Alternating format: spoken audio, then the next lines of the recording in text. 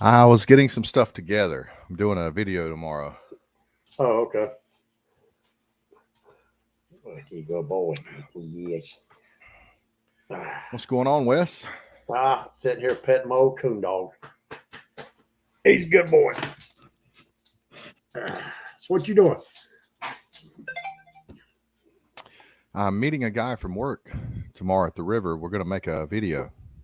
Oh yeah, you was telling me about that. Well, gee, I'm glad we you didn't mind talking about this subject tonight, because of course I'm going to try and troll some artificial baits tomorrow. Which, listen, I ordered a what's up, Dustin Fisher? I ordered a little 10-gallon brute tank, or I'm sorry, a brute trash can. I'm gonna try a 10-gallon tank. I put two bubblers on it, two of the big bubblers. Mm-hmm. I'm gonna see if I can get maybe 3 dozen. Maybe I'm gonna put 4 dozen here and there. I mean, hell, if they die, I'm gonna cut bait them anyway. But I'm just gonna see how long they'll live. Not throw that tank up in the back of the truck when I get down to the bait shop in the morning. I'll put it up in the boat, fill it up with water, and put a couple bungee straps on it. It's not going to be something I do a lot of. I just wanted to try it just to see if it'll work before I have to start putting eye bolts in the boat and putting that 22-gallon tank in there. So it'll be interesting to see what it does. What do you have against that bait tank? Oh, nothing. I don't want to drill no holes in that boat if I don't have to. And using that little 10-gallon brute tank, I can put bungee cords on it around the handles on the front, where you sit down on my live well. I can bungee cord it there to those handles and just take it on and off real easy. I mean, that'll work in the spring and the fall. But oh, maybe, yeah, dead blown summer, I'm not going to be doing that anyway. Even the winter, you may have a problem. The bait will be fine, but it will depend. It depends on how fast the temperature drops. That'll kill them. Those double wall bait tanks make a huge difference. A lot of guys will say that, like I've had a gray line before. It was just a single wall. And I had friends at the time that would tell me that bait tank's not insulated. That's not going to keep your bait alive. It wasn't that it was uninsulated. It was, it's that the air is insulating it. The air in there that's trapped is like an insulator. I think most people think there's actually insulation in there. No. That's the first tank I ever had, a gray line. So, Pete, I'm going to try trolling some artificials. Me and JR, we took the boat out last week. And it's one of them trips we really didn't plan it. Yeah. Everything just kind of come together. We only had 2 rod holders on the boat.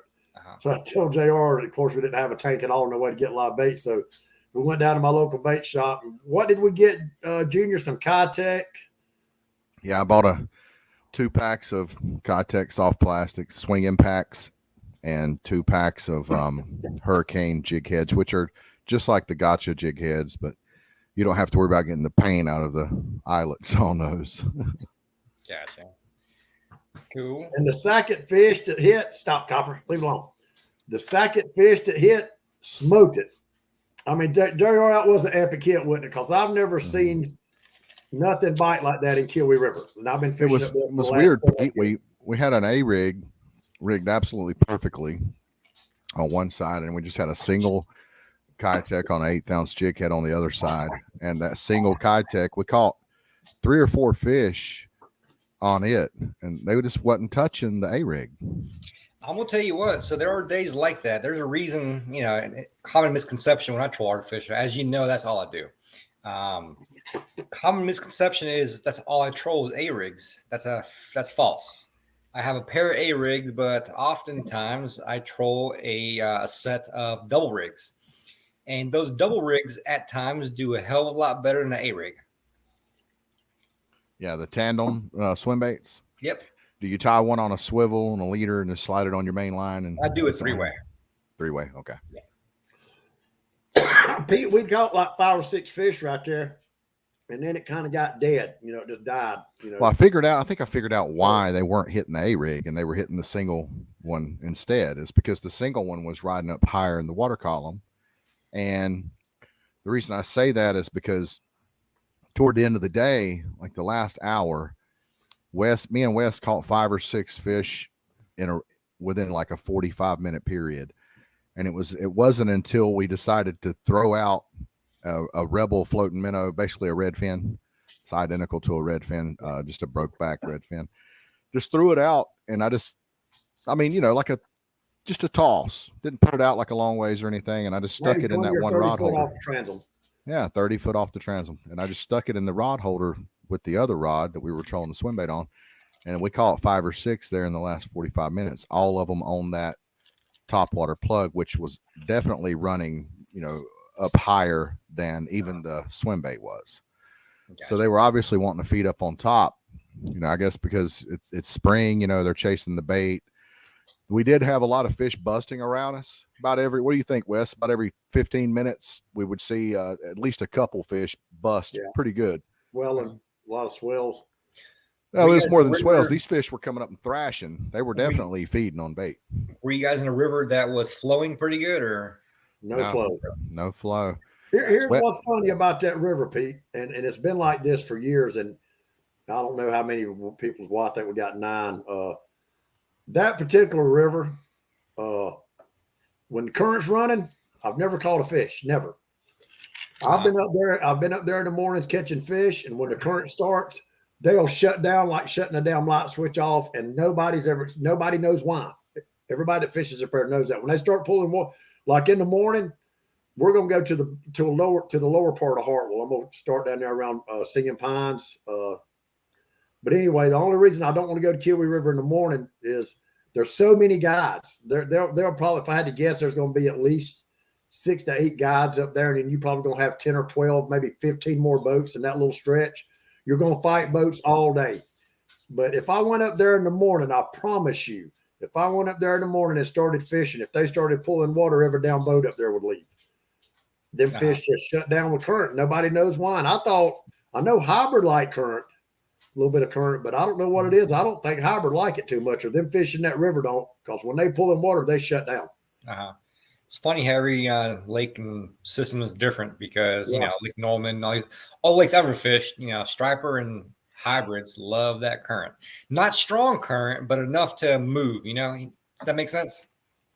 Yeah, well, down there, like where I usually fish at up there, I'm a pretty good ways from the dam anyway, and it's not, it's never been that strong, but when that water starts moving, them fish just shut off. I don't really know why,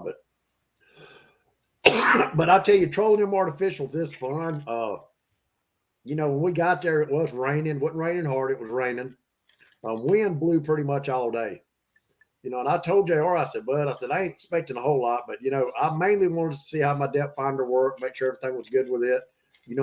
JR got some artificial, said, we're going to go fishing, just to have something to go. I think we wound up with like 14 fish. We knocked 14 fish in the head with artificials on a miserable last day for weather. We were still, I think we were right on the end of that cold front. Cause it got to what, JR, 38 degrees the night before here. I don't think so. I think that we had a frost.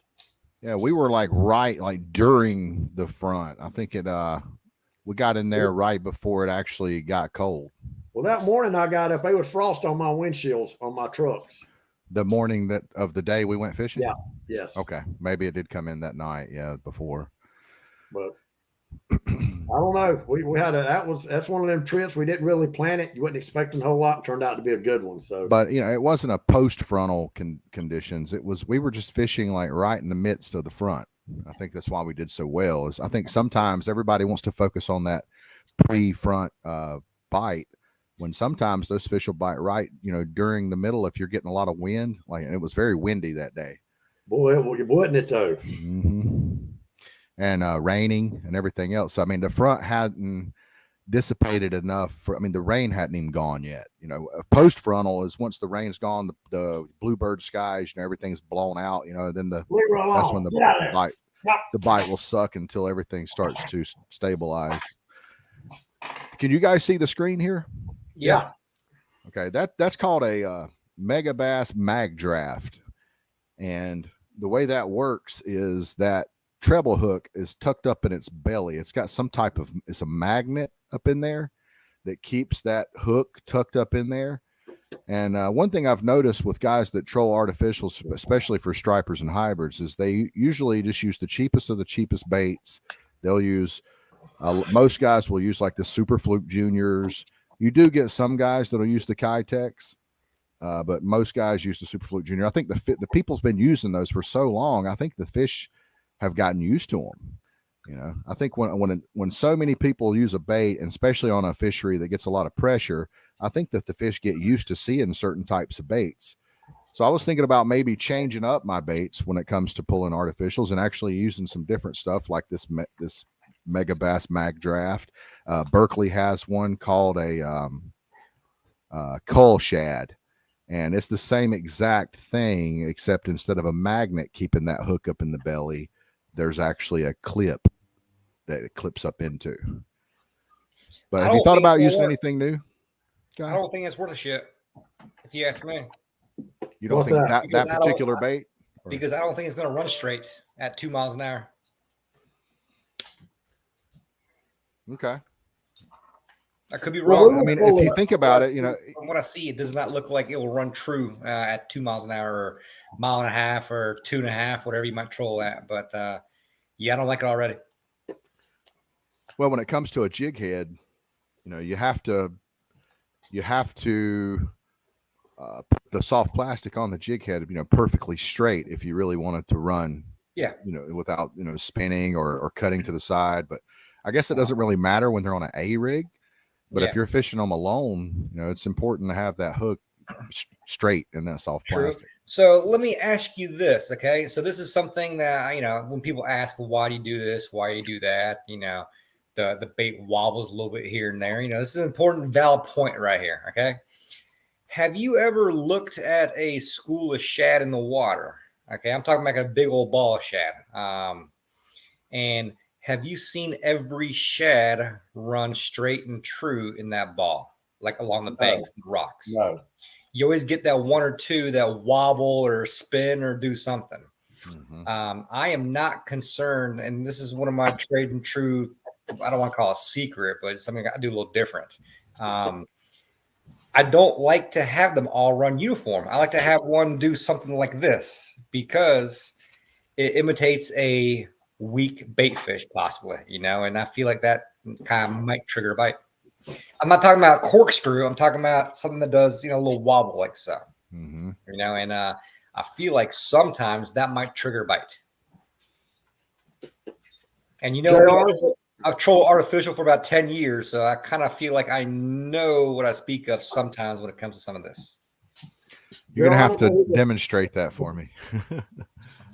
Facebook user, I don't know who that is. He said, could you put that link to that bait in the chat? I don't know. Can you do that? Link to the bait in the chat. It's a Megabass Mag Draft, but yeah, I can do that. Hang on.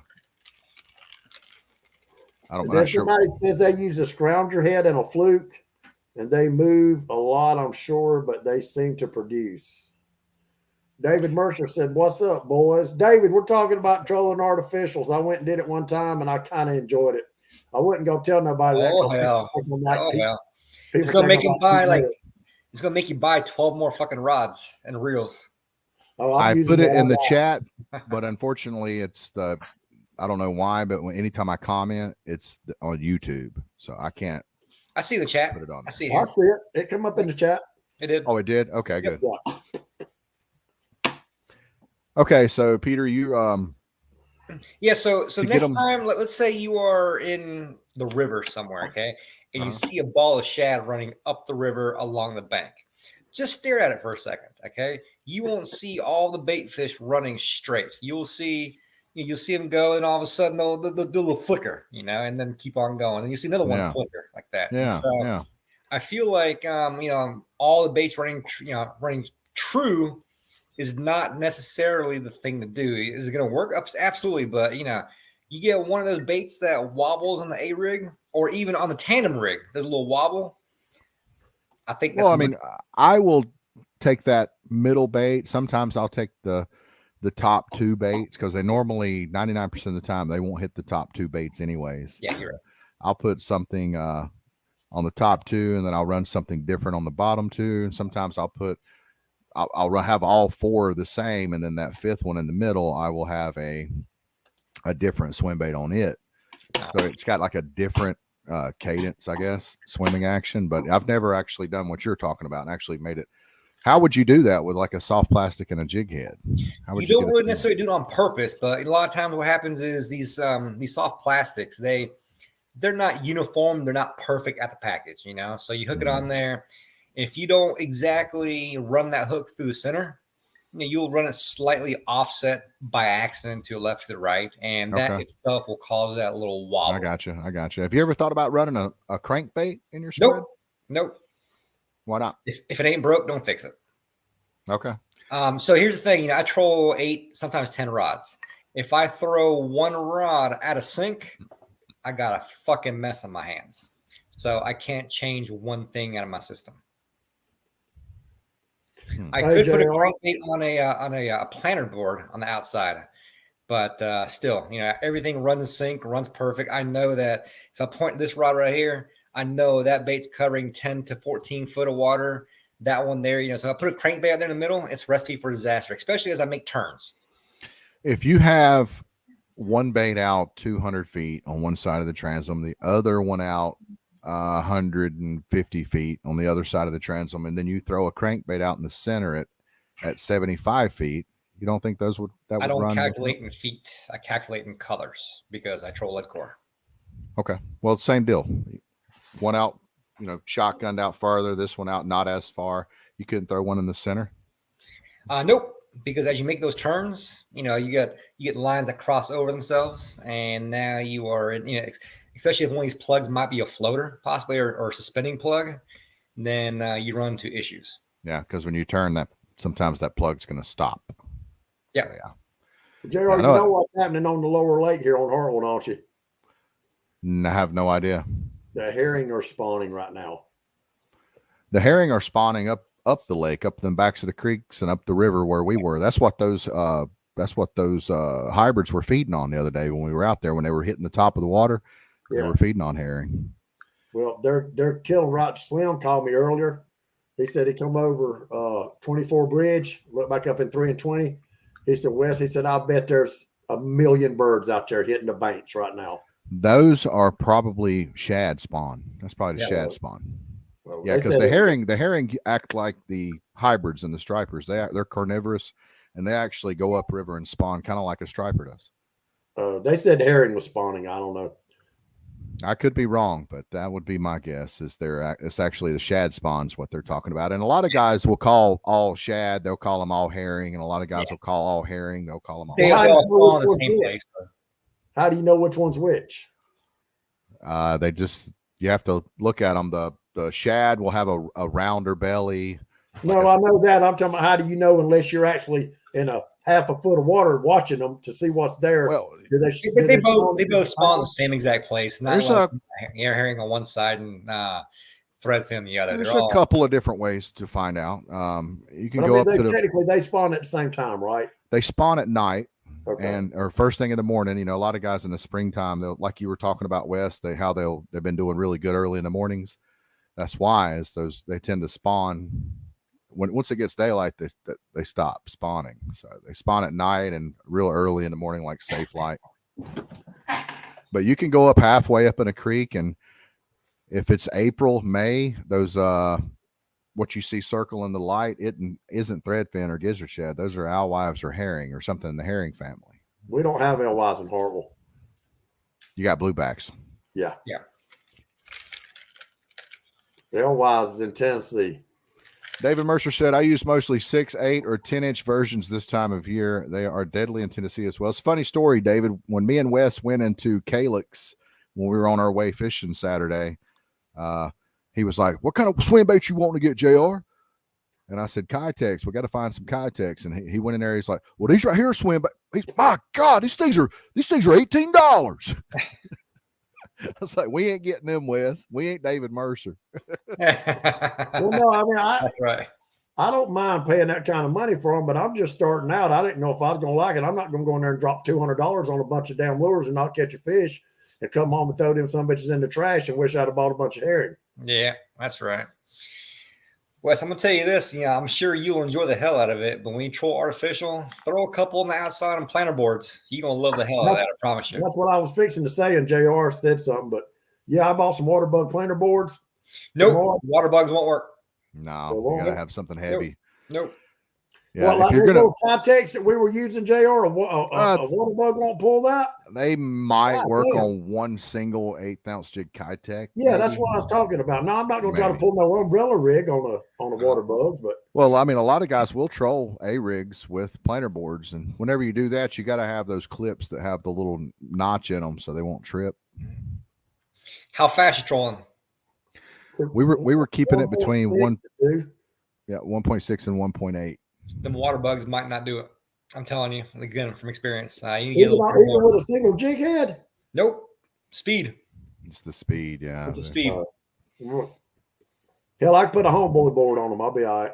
Yeah, probably. Those Scotty clips might hold, depending on how thick your line is. You might Hell, have them to. Scotty clips on them little water bugs is pretty tight. They Yeah. got that little rubber in them. That Yeah. hard rubber. Mm-hmm. I don't know. I'm gonna try it tomorrow and see what it does. Give it a Yeah. shot. Yeah. So I'll be honest with you. You know, of all the different lakes I have fished the last, let's say, several months, I like Hartwell a lot. It fits more of my style of fishery for sure. So I will be back at some point. South Carolina will spoil you for sure. Oh, I know. Well, I tried to get you to come. You I said know you're it, man. going I just had a lot of things going on here. This one day I got off between trips here. So That's why we don't want to come, is because it's so good down there. exactly. You It's know? like, for example, next month I'm flying to Costa Rica. Like, should I burn my passport and stay there forever? You know, it's kind of like a whole South kind of thing. You know, go there and not leave. Who you going offshore with, Keith? A group of friends. They told me to stay silent because of work obligations and such. So, you know, I'll let you know later. You good? Or the let's one who's there see. yet? Is anybody catching any? There's been a pretty decent bite overall. It's been kind of hit and miss. I think with the full moon coming and going now, they might fire them off here some more. So we'll see. Josh has been putting some pictures of some swordfish up. I don't even know how much wahoo he's doing or if any. Yeah. You know, we got a new moon coming up, not this weekend, but next, I Yeah. believe. Yep. Do you think the moon plays more of a does it affect saltwater fish more or freshwater fish or pretty much both? I think it's both. Honestly, both. Absolutely. GR can probably talk more about the whole shad spawn, the full moon, and everything a lot more than I can. I'll grab one out of truck. Definitely plays a big role in that, no doubt. It helps you, like if like let's say like right now, you know, we've had these cold fronts. It's April, and if it gets to be the first week of April, and you're kind of wondering, the water temps around 60, you know, or 62, and you're kind of wondering if, you know, are these fish headed up river to do their thing yet, and you're just trying to figure it out. Just look at the lunar phase and see when the next peak moon is going to be, and around that time of year, if you just wait till after that next peak moon, it's probably time to go. Like, I mean, I would guess that the like right now would be a great time to go ahead and head up river on Norman. I mean, and you're probably going to hit them right around now. Right around now is usually when I hit them. I mean, it's a little early, but I mean, I've been up there first week of April and got them before. But the thing is, these cold fronts and all this rain and everything has kind of got everything out of whack a little bit. 49.6 pound was caught on Russell. Pictures or it didn't happen. I got the pictures. That happened. Oh. It happened. I saw where Benji made a post earlier talking about, I think it was that fish. It happened. Who caught it? Some guy down there on the pier. Putting him in a boat. Wow. I would like to see a picture of it. I'll send it to you. Why is it a big secret? No, Yeah, I know, right? Huh? I don't have a picture. I don't have a picture of it. Yeah, I'm gonna call bullshit. I hope Benji is on here because I have a hard time believing his ass after all these dang repetitive. Well, I'll tell you now, I got a big fish coming, and all of a sudden Benji ain't never lied to me about fishing so far. I'll give him out. He's one of the few that hasn't lied to me about fishing yet. So. Remember that last tournament he fished here recently where he's like, "Oh, I'm coming to the scales," and he skunked. David Mercer said, I use Scotties in the stiffest settings. That's right. The Scotties do have a setting where you can make it stiffer, don't they? Yeah. The Scotty That's clips. what I use. Or that's what's on the ones at the boards I make. You know, damn, something just dawned on me. I don't have none of them boards here. They're all on my offshore boat. You're gonna have to make some Got to more. bring them home. You have to make some more. Go buy Well, some hell, I more. can put herring. Go buy some more. I'm gonna put some herring. No, I ain't making no more than boards. I put some herring on my planer boards and just put my artificials in the back if it don't work. Hell, that ain't that big a deal. But damn, what was I gonna say? Yeah. Well, you Pete, I can't got run a tip artificials and herring because Huh? you're gonna have to pull the artificials so fast it would kill the herring. No, that's what I'm saying. I got something to back up to. I'm gonna try the herring first. Okay. But I'll pull some herring on my water bugs. But yeah, Pete, I bought a 10-gallon Brute can, just a rubber garbage can. I put 2 bubblers on it. I'm gonna try 2 bubblers. I'm gonna see if I can get about 3 dozen herring in that bastard tomorrow and see how it does. Cool. I would get a bilge pump and a spray bar, and don't put the spray bar like up above the water. I would actually put the spray bar down in the water, or maybe like a what do you call those things that you could put on? You could like run a tube off of the bilge pump, and then you could put one of those things that put the fine air bubbles in the water. I would do that. I'm not trying to cure bait. Joey said that like when they're catching bait, when they're he said I'll put 3 or 4 dozen herring in a 5-gallon bucket and they'd live for hours. Oh, really? Yeah. Huh. If he said cured bait. You said if you get some bait, if it's fresh or if it's still green, it'll start shitting in there a little bit and start getting off that ammonia and every one of them will die. But he said if it's cured out, the water temperature's okay. He said, but just put you a pump, aerator in there, you'll be good. So, hell, I gave like, what, $12 for the can? Mm-hmm. And I it's just something I'm going to try tomorrow to see how it works. Because it's not going to be blazing hot. And I'm going to have a couple bags of ice on there too, so I can ice it down if it starts to get a little hot. So, there you go. But our plan tomorrow, we're going to fish the lower lake tomorrow, come off, go get something to eat, and kill an hour or two, and then we're going to hit. Wait a minute. You're going to, okay, as long as you're hitting it up there, because that's where you need to be, where you and I were. Like I said, JR, in the morning, I just about bet there's going to be at least 8 or 10 guide boats up there where we were coming back and forth. And then you're probably going to have 15 or 20 party fishermen at least coming back and forth. And you know how big it was where we were fishing. Mm-hmm. I don't want to try to fight boats like that. I mean, just, that in that situation, that'd probably be a good time to pull artificials.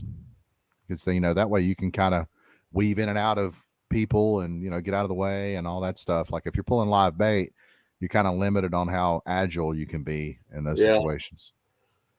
One thing about live bait versus artificial, artificial, you can cover a hell of a lot of water fast. Yeah. Live baits, you boys know, you crawl around 0.5 mile an hour, 1 mile an hour. And I'm all for artificials when it comes to like party fish. But, of course, if I'm trophy fishing, I would prefer bait. But if I'm just trying to catch, like in that situation, hybrids, I think that you could outdo live bait in a lot of scenarios with artificials. There is a time of year that live bait will absolutely kick my ass, no questions asked, and that time of year is right now, because these fish, go shallow, backs of creeks, pockets, and artificial is kind of hard to get in 8-10 foot of water or even shallower than that. Yeah, just do like me and Wes did. Just troll an 8th ounce or troll a freaking redfin and a couple 1/8 ounce jig heads. You can get real shallow that way. Yeah. Oh yeah, I believe it. Yep. Well, like I said, it's going to be a long day tomorrow. Hey, you already trying to end the show at 30 minutes? No, I'm just saying it's going to be a long day tomorrow. We're going to be fishing all day and probably up to about 8 or 9 o'clock tonight till dark. So you and Lori? No, me and my buddy Richie Scruggs, the guy I took to Chesapeake Bay with me. Okay. Yeah, me and Richie's going to go try to get him. I hope y'all hammer them. I know Tobias and BSJ went down there the other day, and man, I think it was windier when they went than it was when we went. It was very bad windy. I don't think they did very well. I didn't hear anything from them. Hey, that's the fifth fucking time you've yawned already. You ready to come? Are you ready to terminate the show? I know. Oh no. Yeah, you.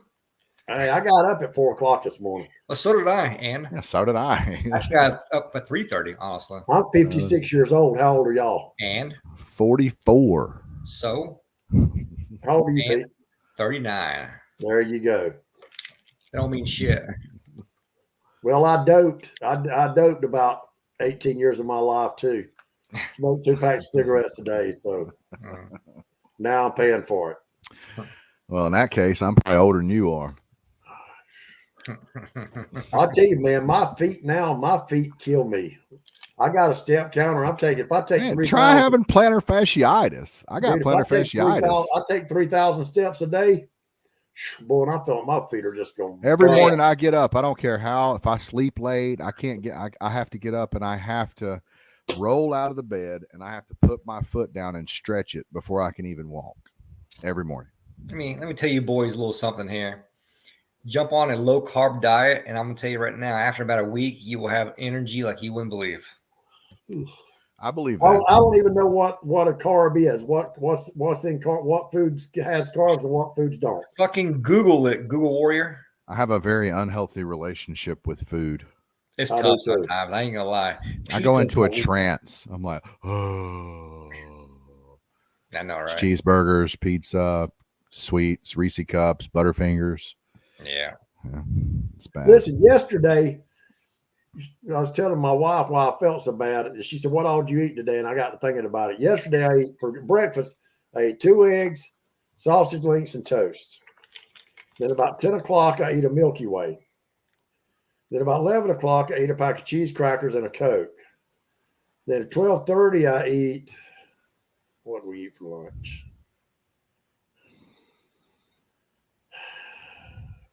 McDonald's?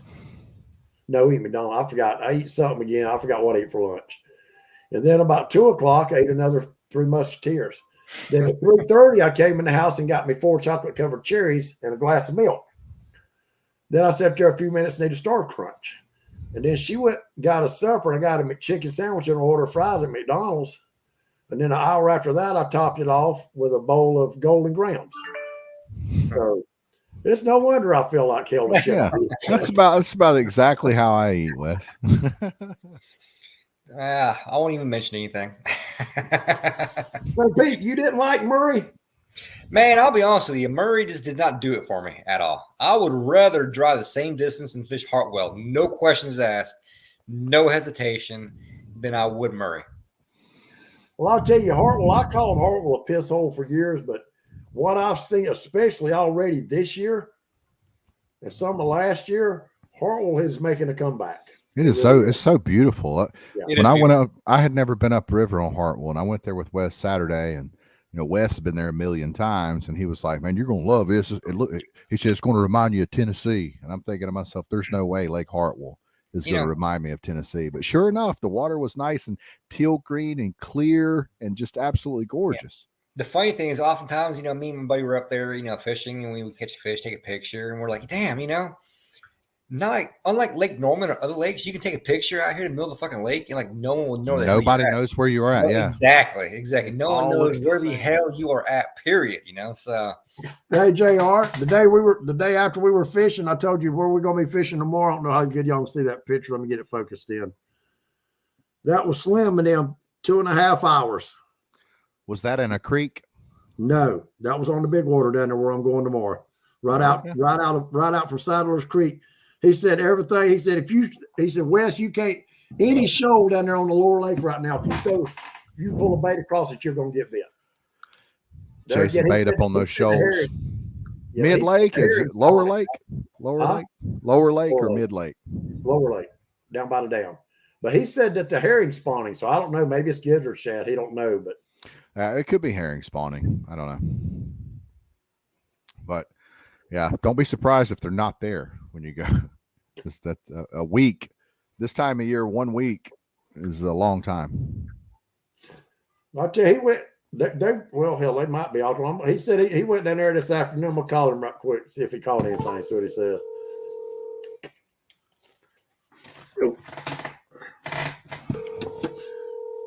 He's probably about drunk.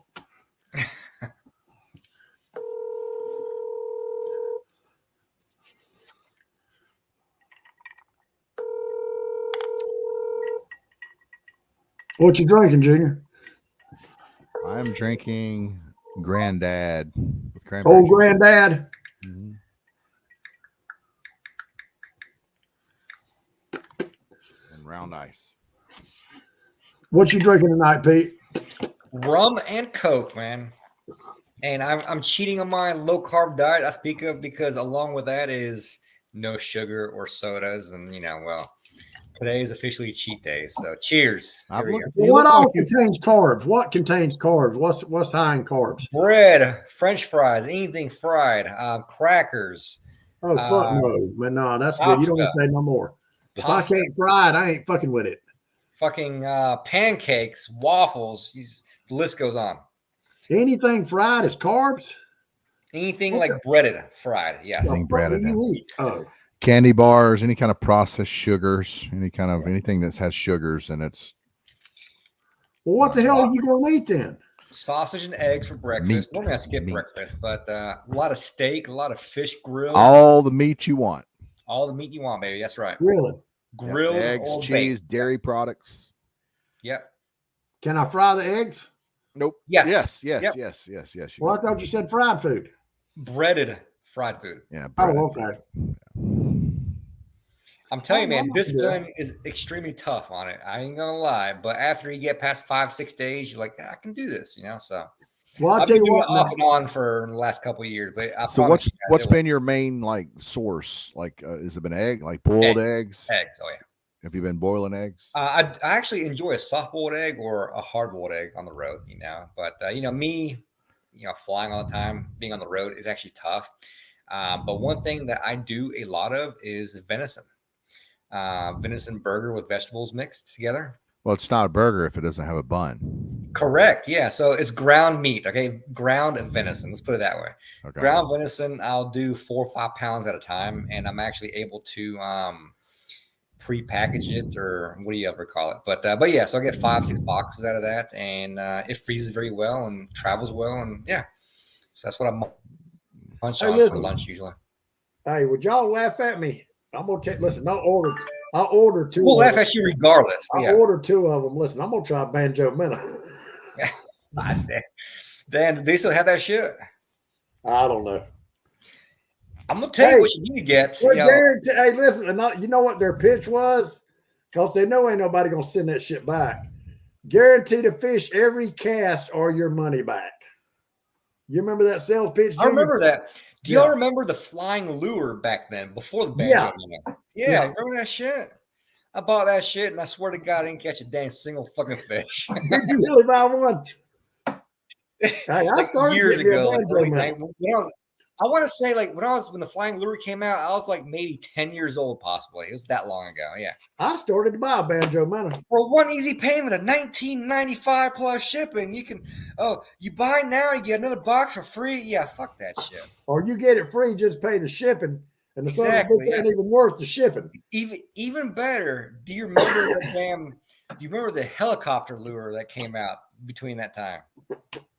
Yeah, bringing back the good old days.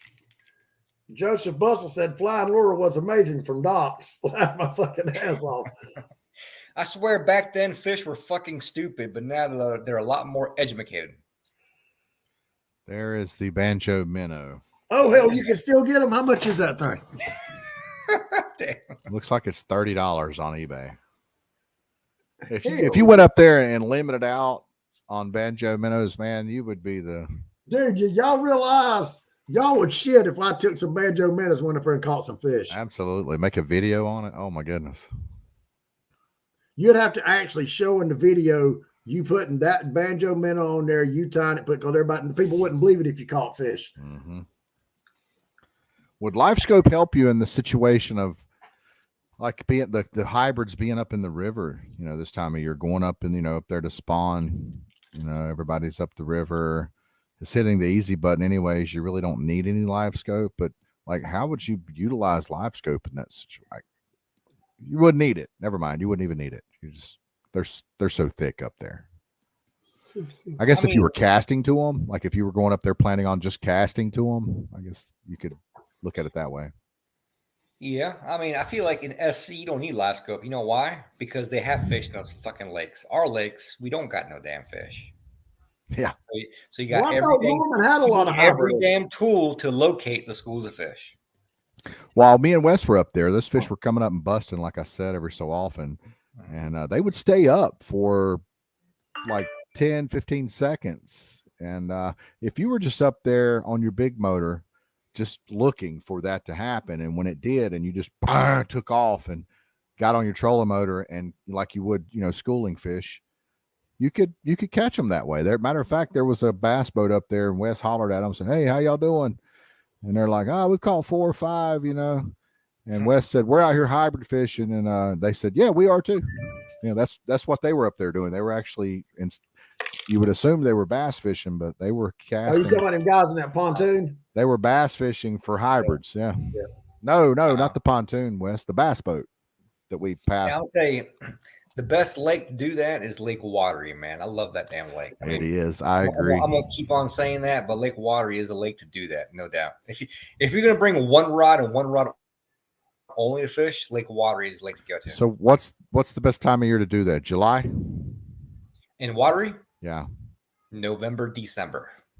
A lot No of people question. will tell you that it's July. I've been down there in the fall and done it, and I've talked to several guys down there, and they'd be like, "Man, it's a phenomenon." I mean, most people think that November is the best time to come down here and do this, but he said July is an awesome time to go do it. So arguable, yes. I would actually say July would be a great time, but guys, let's face it. I mean, summertime fish.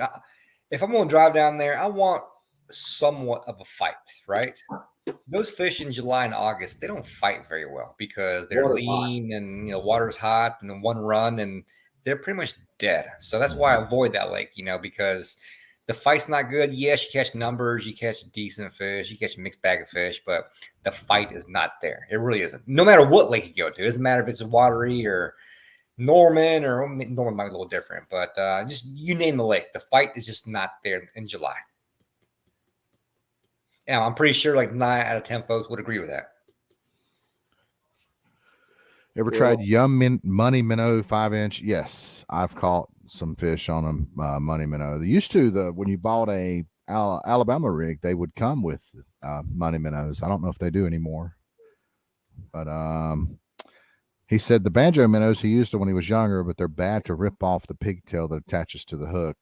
I think when it comes to the banjo minnow, I think that it has don't the soft plastics have like empty eye sockets, and the hook, the jig head itself has like eyes made onto it or something like that? Seems like it does. Well, fellas, I'll tell y'all, every time that I mention this, and I'm sure y'all have heard of it. But years ago, I bass fished a little bit, starting out. I think I started out catfishing and brim fishing. Now I tried bass fishing a little while in ponds, but they don't make these no more. I can't find them on the internet nowhere. But Pete, do you remember, and anybody watching, it was called a fish finder. And it was a worm about 6 inches long. It had 4 aught hooks in it. And it had a braided back when you never even heard of braid. We didn't know what braid was as far as for fishing, but it had a braid liner with a loop on the end of it. That's where you tied the fish finder on. And you throw it out. And you just I don't think I do. No. You just kind of just barely jerk it, and the way it would zig and zag. I mean, it just went crazy. I thought he was talking about a cream worm. No, it's called a fish finder. And anybody you ask will tell you that's one of the best bass lures ever made. And Al said he knew a guy that had a mold for it. He just said he didn't want to fool with making them no more. And I can't find them nowhere on the internet. Yeah, you're talking about a cream worm. No, they're called a fish finder. They might call them that too, but hang on, let me. They're called a fish finder.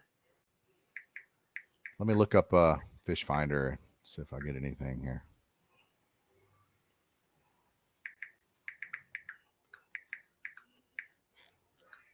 Fish finder plastic worm. And I don't see one on here that even looks close to it. but they were short. The ones I was using, you used to get them in purple and black. It's the only two colors they came in. And dude, I'll tell you, them things were money. Now, what do they call this? The way they've got this, I forgot what they called that. See the way that worm is hooked. Well, you could. Is that it, Wes? No, that ain't it. What do they call it? How do they call it? Where you hook a rubber worm right in the middle? Wacky. Oh yeah, wacky, right in the middle. Wacky, yeah. I thought he was talking about weedless. So that's not it, Wes? Nope. What about? Hang on.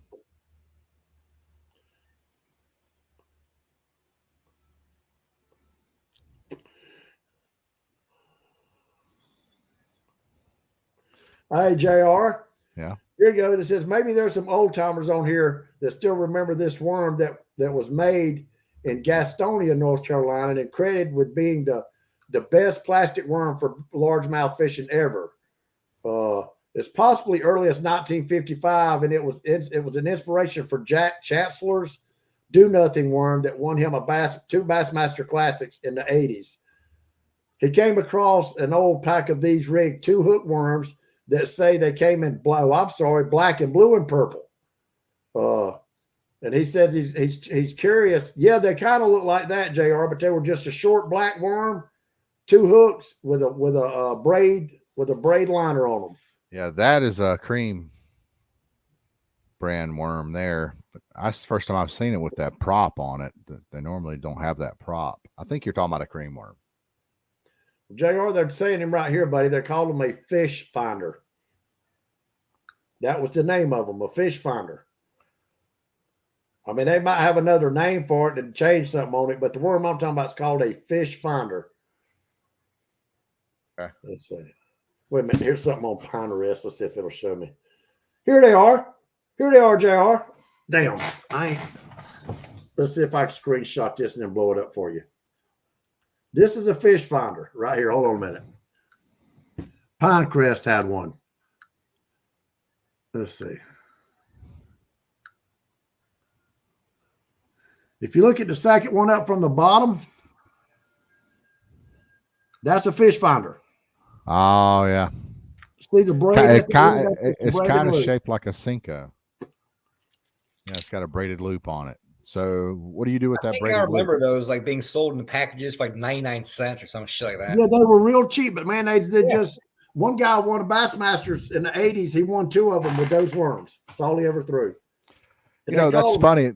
That kind of circles back to what I was saying earlier. You said a guy won a Bassmasters in the 80s with that. Guarantee you there ain't nobody going to win no Bassmasters right now with it. If you'll ask any bass fisherman that fishes the professional circuits, he'll tell you that any of the, like a Storm Wigglewort or your Hellbenders or all of your like Heddons and all your real old school baits that were awesome back in the 60s and 70s,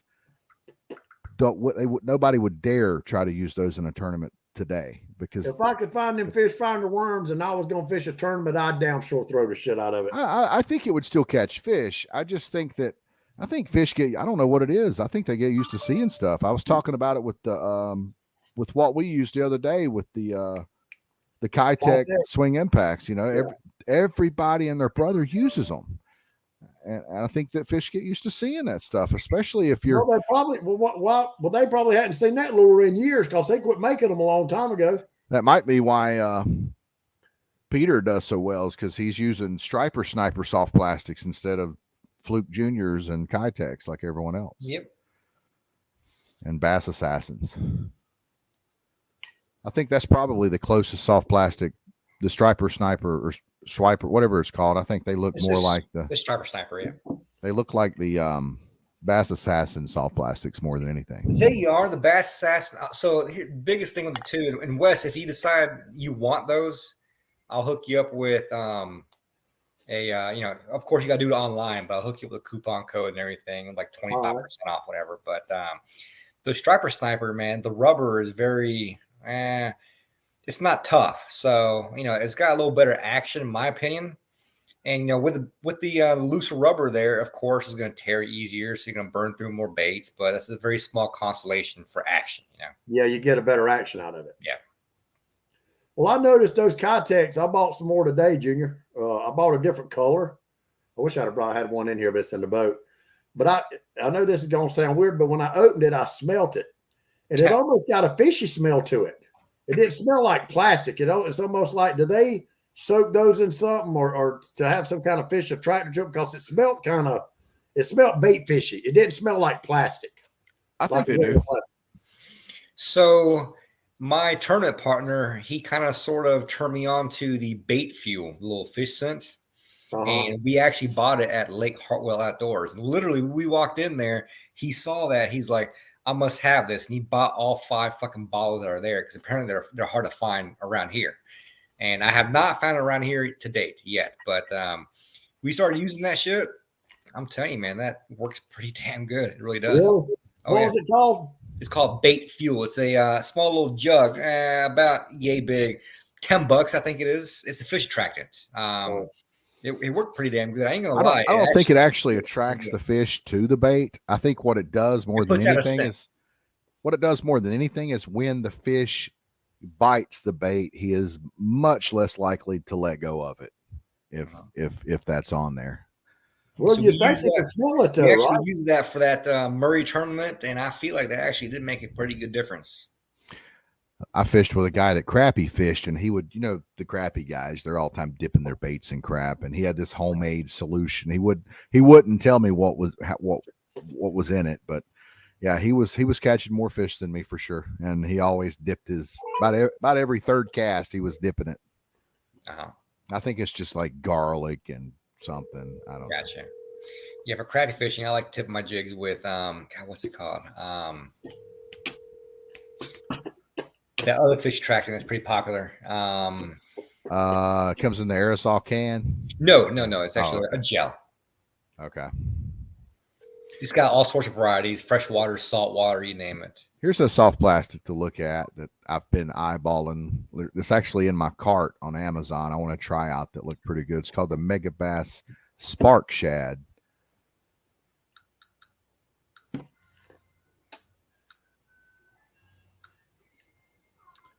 Let's see, not the mag draft, but hang on, let me get the actual Spark Shad here. There it is. All right, hang on. Let me take this off. I got to figure out how to do this.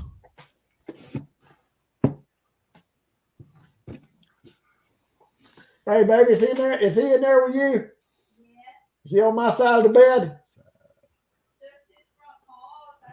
All right. There it is right there. What do you think about that, Pete? Yeah, that'll work. But again, keep in mind, especially Lake Norman, you got to match the hatch. You got to. Well, they have a 3-inch, a 4-inch, and a 5-inch. Do they? Okay, yeah. I actually have custom made 3-inch baits as well. So what are you using? 4-inch baits? I use 3.5s and 3s. Okay. 4-inchers I did use on Hartwell, I think, and they did pretty good. But again, fishing lakes that have bigger baits. Let's face it, Lake Norman, they don't get much bigger than 3.5 inches. Yeah. Unless you do the bigger LYs, of course. But yeah. You could probably just troll those Bobby Garlands with the. Have you seen the Bobby Garlands with the little tiny paddle tails on them? Yeah, sure have. Yep. If you had to choose one bait, or what artificial bait has caught more fish than anything, other than if you say between for striper and hybrid? I would say artificial bait. I'd say my little sassy shad that I use all the time. God, what is that one bait used? What called that bass fishermen use? It's got the little corkscrew on it that you screw the soft plastic into, and then you shaky head. Wacky worm. Yeah, shaky head. Shaky head. I think a shaky head's probably called. Well, that's just the jig head, but Yeah. A fluke, probably a fluke. It's probably caught more fish. Soft plastic. No, a worm. A worm. Definitely a worm. It's caught more fish than any other soft plastic. I would Rubber bet worm? anything on it. A rubber worm, yeah. Carolina rigged. Simply because they've been using them since the beginning of time, you know. Well, what do they call it? I know what a Carolina rig worm is. But what do they call it when they let the weight go all the way down to the head of the worm? Texas rig. Texas rig. And that's just to pick it up, let it drop. So, well, really, you're doing a Texas rig or Carolina rig. You're still working that worm. You're just picking it up. Then they usually Yeah, they'll the hit Carolina on the rig, the whole purpose of that worm to suspend off the bottom some. Oh, okay. Yeah. Oh, the Carolina That gives rig. it that natural, like if you're fishing it on a jig head or Texas rig or something, it's doing this when you're working it. But if you got it on a Carolina rig and it has a leader, when you're popping the rod, it's kind of floating and floating back down, floating up, floating back down because it's weightless. It's basically you're fishing it weightless. Basically, it's just you've got the Carolina rig on there so you can actually cast the damn thing, you know, a respectable distance instead of trying to cast something weightless.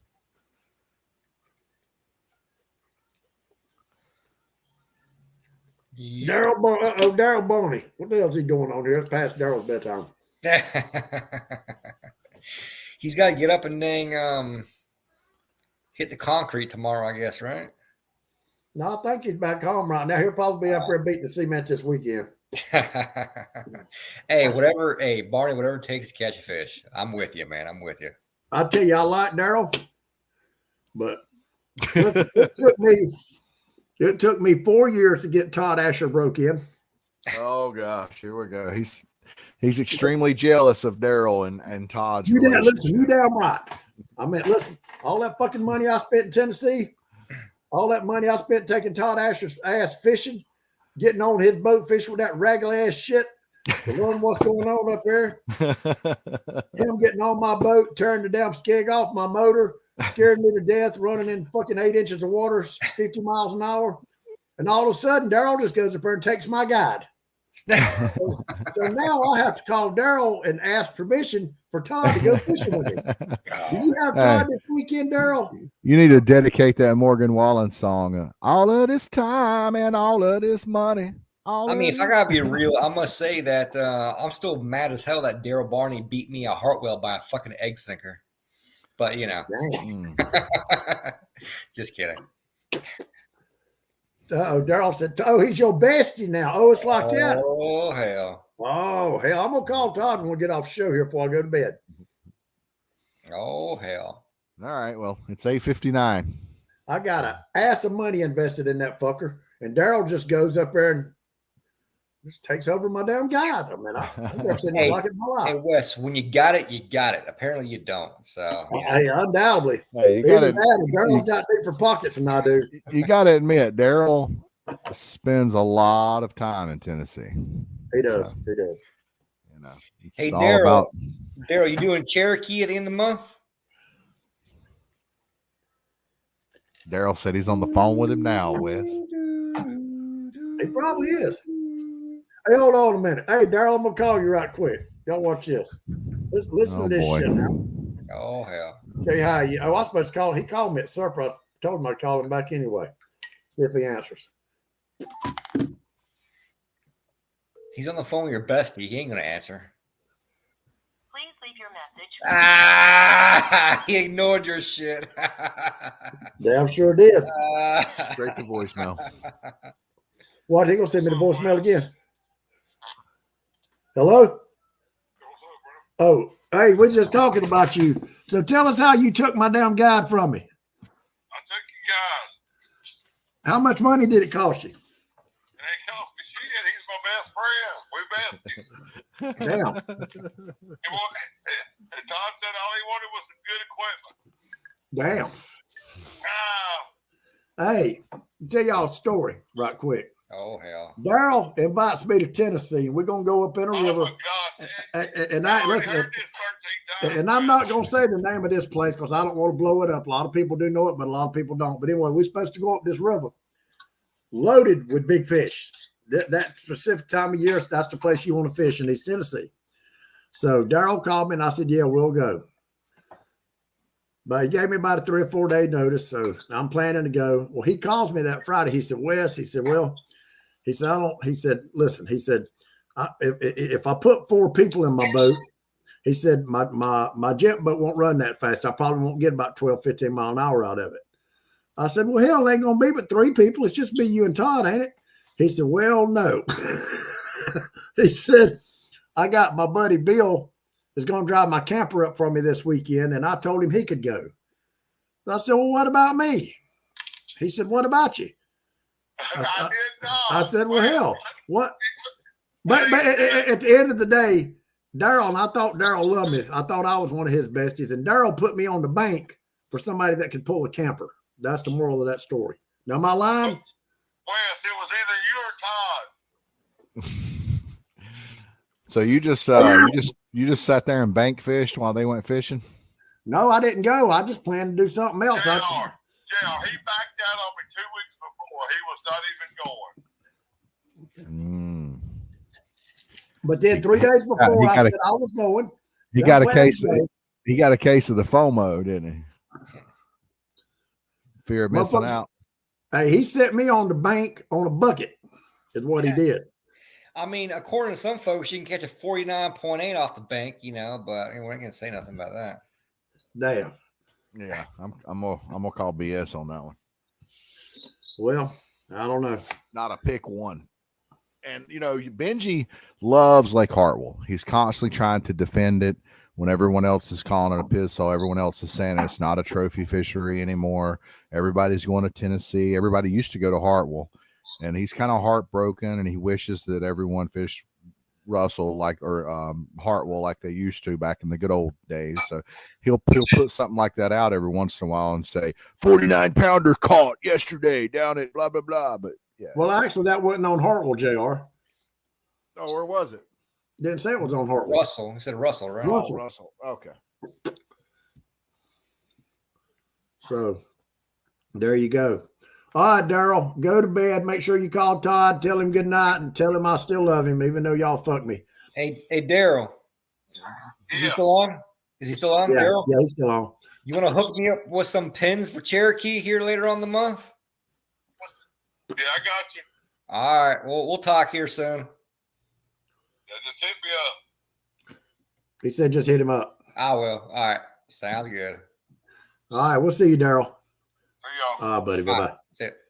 All right. Wes, Damn, we got 18 people watching now, JR. Oh, hell. We're setting records now. Burning the dang barn door. That's right. But anyway, I'm sure we'll catch some fish tomorrow. I got a good thing. If we don't find nothing on the lower lake, if they're not there, I know where they'll be tomorrow afternoon. Spivey's asking questions here for you, JR. Can he send pics here? He can put it on Facebook, and then I can share the screen. You want to do that, Spivey? You could send it Facebook or whoever's Facebook user is, somebody's hollering, yo, what's your name? Then he said, fuck all that.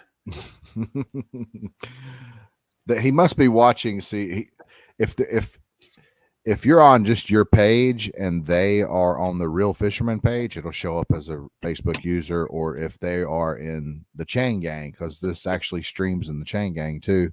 And you're not watching no what idiot it is, and if it's on the Chain Gang. Yeah, if you're not watching it from the Chain Gang, it'll show up as Facebook user. I still don't understand that page, and most of my friends are on it, so I don't understand most of my friends. But all it is a shit talking page. Yeah, I know, right? Any of you local tournaments, any local tournaments coming up, you guys are fishing in? Cherokee in a couple weeks. Cherokee, Tennessee. Is that going to be the SBC or? Yep. Yeah. Now, where's the last lake? What's the last lake they'll fish in this series? That's it. That's it. Cherokee's to shut down. Yep. Now, is that tournament open to anybody that wants to fish it? It is. Now, are you going to be only artificials? Oh, yeah. Yeah? Yep. talking to Barney, a couple of these others in the past, they're like, you know what? If there's one artificial lake in the whole entire tournament set, Cherokee's the one. So Okay, y'all hold on. Ryan wants me to send him an invite right quick. Hold on. That's a good smallmouth fishery. Cherokee. I've actually never caught a smallmouth, so if I catch one, I might actually be a little bit excited. My biggest smallmouth came on Lake Cherokee. Gotcha. It was like probably 3.5 pounds. I don't know. I didn't weigh it, but it was good. It was a good one.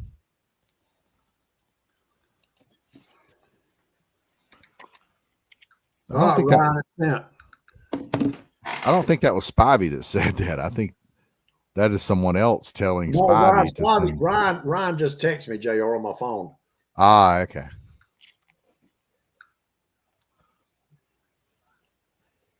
Now somebody's telling Spivey to send him an invite. There he is. What's up, Ryan? What's up, y'all? What up? What's up, man? That man's got him some internet. Yeah, look how clear and listen to that audio. Wow. Well, look at that fro too, son. Look at that. Yeah, I need a haircut in a bad way. Dang. Man, y'all can't see me commenting on Facebook? Yeah.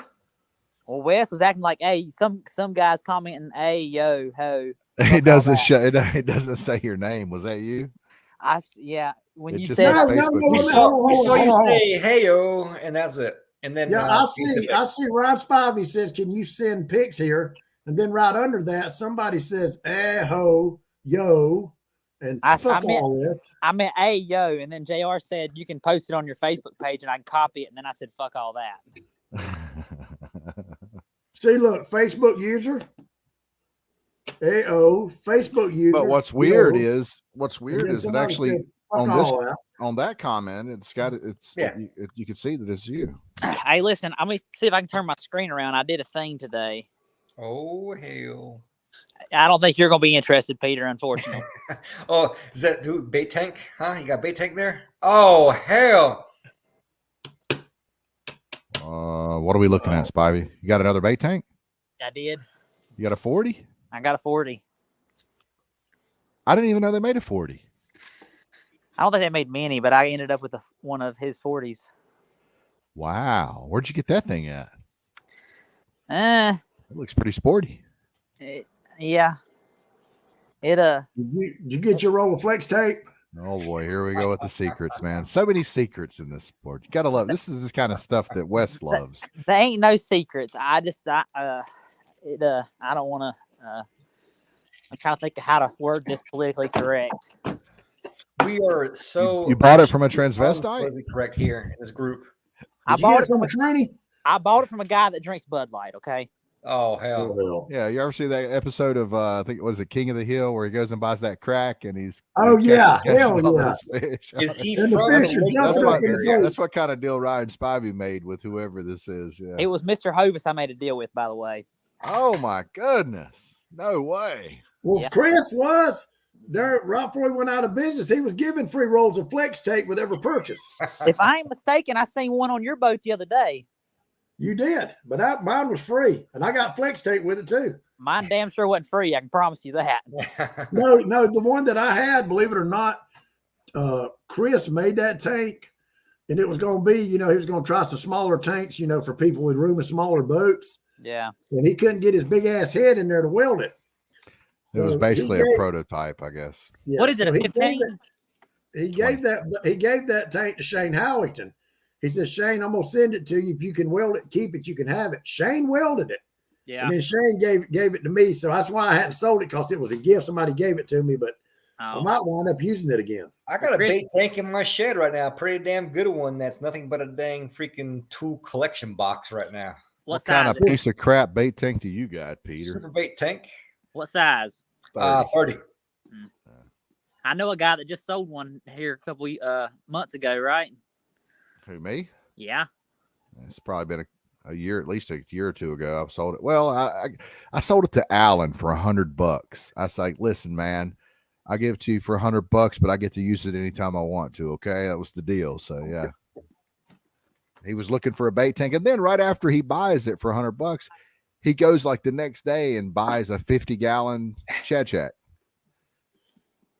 Well, Chris is fixing to have to be welding on this one too. Oh, hell. What's wrong with it? I thought you bought it from Chris. I did. It's a used trade in, and there's some speculations there. A used trade in. Yeah. What kind of speculations? Somebody bought it from the Great Outdoors.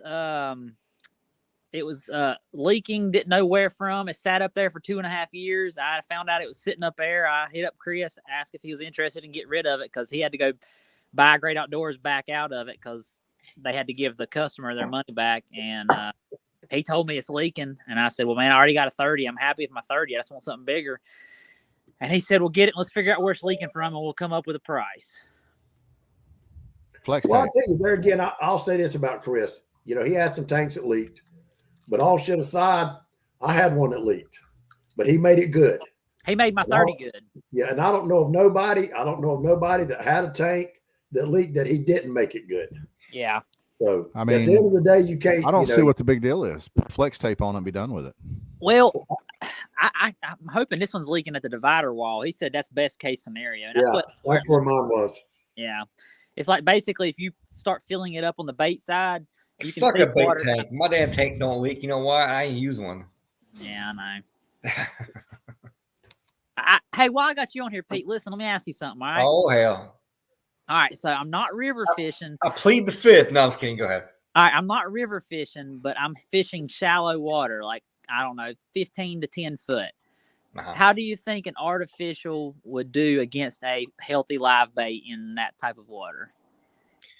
I would say live bait's probably king in that situation there. But as far as shallower water, I like to run a planter board with artificial, kind of swing a bank. Or That's a what I point meant. or something. Like maybe like a swim bait, or are you talking about like Yeah. a fly or what? Like a pair, a double rig, a tandem rig shad. Like this one you pull in the wintertime, same thing. An 1/8 ounce with a striper sniper soft plastic I'm on it. asking Come on. Pete I here, mean, you damn, know what he uses. I That's don't all get to he talk to uses. Pete all the time. What ounce, JR? 1/8 ounce. I will let you keep on thinking all that. I'll let you, go ahead. Tell everyone 1/8 ounce. Tell everyone I use 1/16 ounce. Tell everyone I use 1/4 ounce. Tell everyone I use 1 ounce. Go ahead, do it. I don't care. Listen, I was asking Pete. All right. I specifically said Pete. I didn't say JR. Answer this for Pete. I said, hey, Pete, let me pick your brain for a second. Planter boards, double shad rig. Swing as far outside, or even maybe not Lake Norman, but other lakes, I would do a double bucktail as well. So let me ask you this: what size jig head then? Oh, now you're getting serious here. I use 3/8 ounce across the board. Yeah. Well, hey, on But not JR's on your behalf, A-rigs. on JR's Not me. behalf, I didn't have a clue what to buy down there. JR picked some shit and it worked. Y'all hold on a minute. Hold on. Listen to this. Oh, shit. Hold on. Motherfucker. You hung up on him. Yeah, I did. I didn't mean to. See if he'll answer. Is it your bestie? Yeah, Yeah. well, he is. As long as I keep Daryl Barnett the fuck away from him.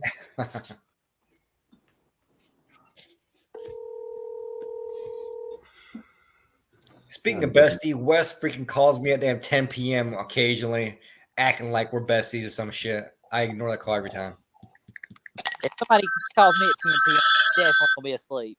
Hello. Don't give him your number. What up, Mike? Hey, let me speak to Slim. What's up, man? Hey, how'd y'all do?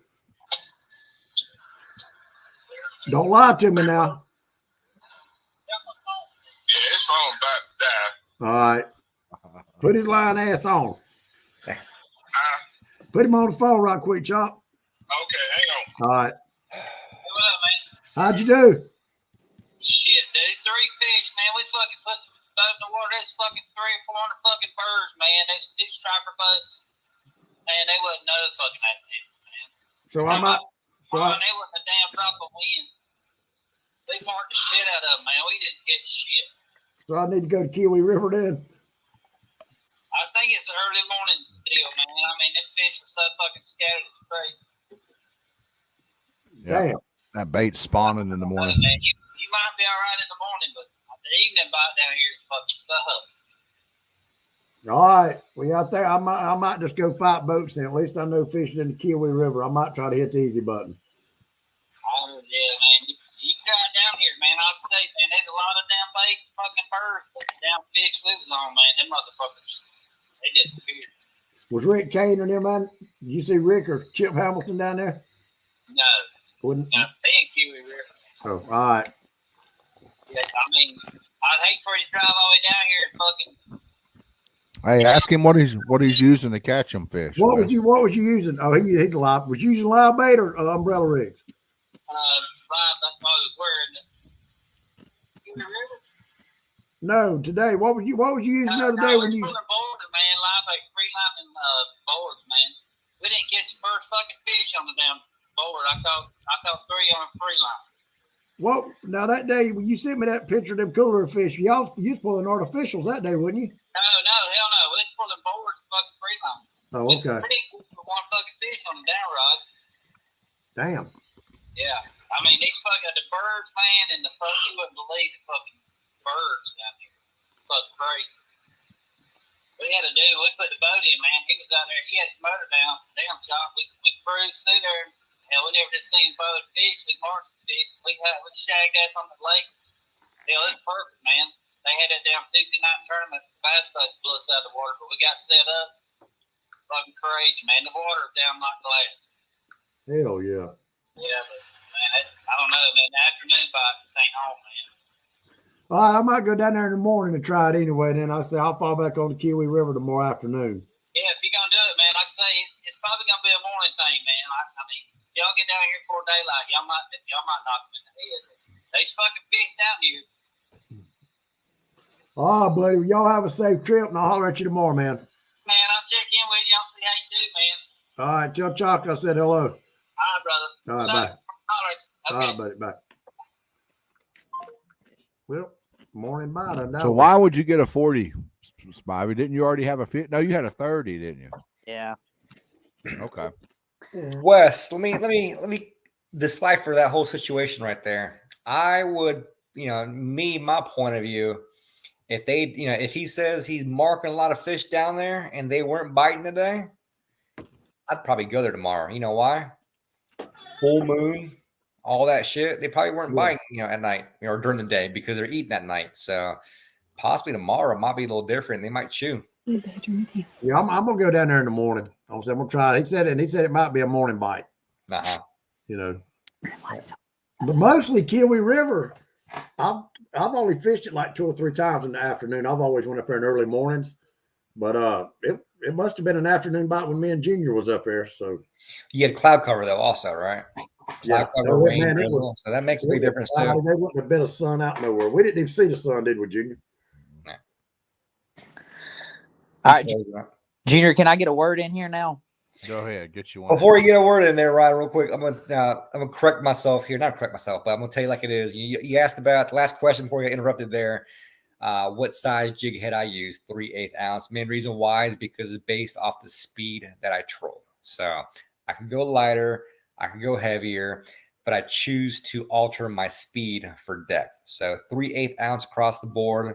If I go slower, I know all my baits are going this depth. If I go faster, I know all my baits are going this depth. So Is that You know what that means? On A rigs too? no, except A rigs. No. A rigs, I have 1/16 ounce jigs. Believe it or not, All right, they're listen. all custom made. All right, JR, hang on, Junior, before you get carried away with some, just like really long shit that you can slim down. Okay. All right. So I just don't understand, like, when you're pulling bait in the springtime in shallow water. I mean, we wasn't in the river last week. You know what I'm saying? We were still mid-lake, just shallow, I do not understand why you can't just pull paddle tails and ice flies behind your boards and free line instead of live bait and do just as good. I don't either. That's what I was asking earlier. I don't understand that. So they get more finicky in the springtime than they do in the wintertime. When you're pulling live bait, you're pulling you're running free lines. That bait it swims at different depths. It's swimming down to 15 feet sometimes. It's swimming back up to 2 feet sometimes. It's swimming. It's a artificial is staying at a fixed portion of the water column. all day. Yeah. Unless you fluctuate your speed, it's staying right there. Okay, but you're still not. I mean, that still don't really answer the question. A fish comes up, you would be surprised how many fish come up and look at an artificial and then swim away. He comes up and looks at a live bait. He's not going to swim away. That's a real fucking bait. He's eating it. Okay. Shoot. They'll swim away for that shit too. Don't deny that. See- not as much. I mean, I don't know. I want your answer, Pete. Let's hear it. Why? Why that? I only halfway listened. What was that? Oh my God. Well, Why are they in the getting springtime, artificial? Why aren't Why- they all artificial? Why can't I fish artificial? Like instead of using A rigs, because obviously they go too deep. Why can't you just pull a light jig headed artificial in 10 to 15 foot of water and it do just as good as a live bait? You can, in my opinion. I feel like the shallower fish, like in the backs of cuts and coves and everything, spook a lot faster.